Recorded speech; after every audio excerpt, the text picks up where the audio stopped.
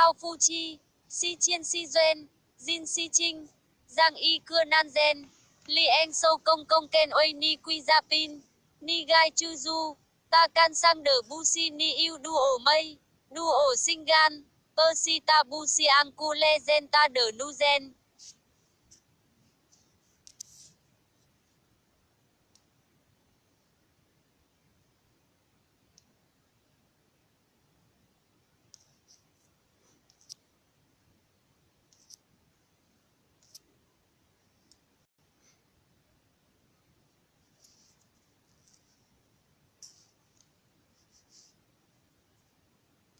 好夫妻，是钱是缘，金是情。当一个男人两手空空肯为你去打拼，你该知足。他看上的不是你有多美、多性感，而是他不想苦了跟他的女人。祝小周末愉快。